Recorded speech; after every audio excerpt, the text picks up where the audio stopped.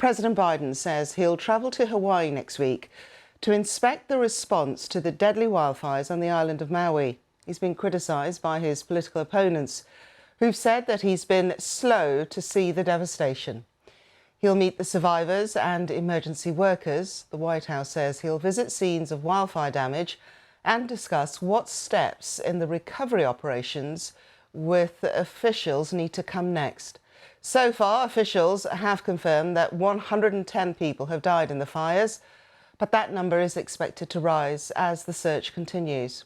Only 38% of the affected area has actually been searched, and just a handful of victims have been identified. We're just a little bit more heartbroken because we do have to report that more of our loved ones have been confirmed lost and deceased. 110 individuals have been confirmed deceased. We'll get some details about this from our distinguished leaders in police and fire. 38% of the territory has been covered. Our North America correspondent Sophie Long reports from Maui and how the process of identifying victims is going.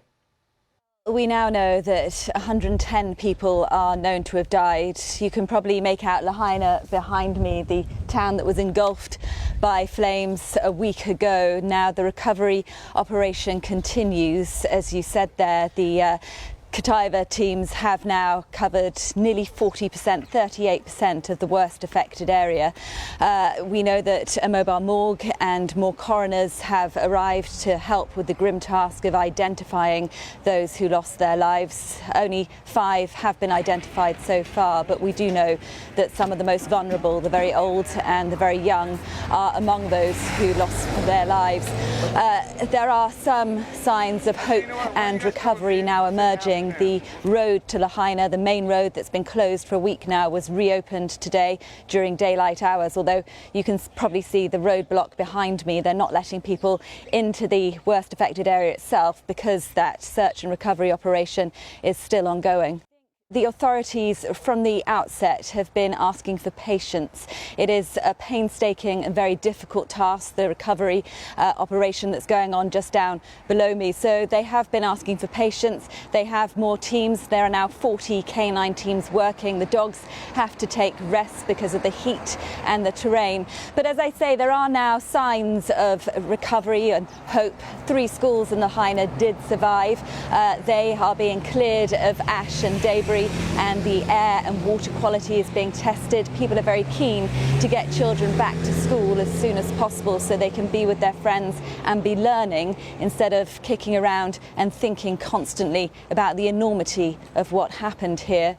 Now, President Biden is due to visit the area on Monday. There has been some criticism that he should have come sooner. There are some people who think now's not the time either. I was speaking to one Kumu a little earlier, a teacher of Hawaiian culture, and he thought very deeply about it, and he said that a lot of people here are glad that President Biden is going to come and see for himself the damage and the extent of the damage, and he said it's important that the president sees that people are struggling and that they need help. But any presidential visit does require road closures, and it will use resources which are already stretched. So there is a division in opinion about when the right time for the president to come and visit this area is. But the idea is that he will be able to survey the damage himself and bring some hope to people here. But again, road closures, people here are struggling to get their lives back to some kind of normality, and that will be a hindrance in them being able to do that.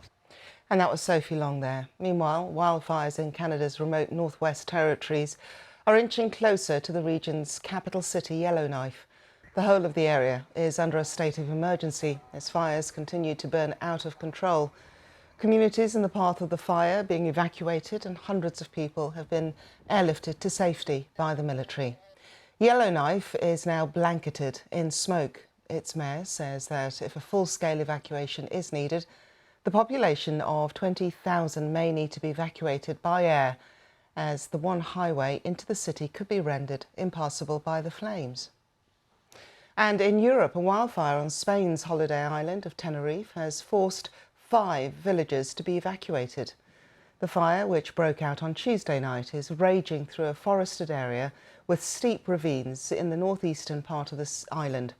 Around 250 firefighters, backed by 13 planes and helicopters, are tackling the fire.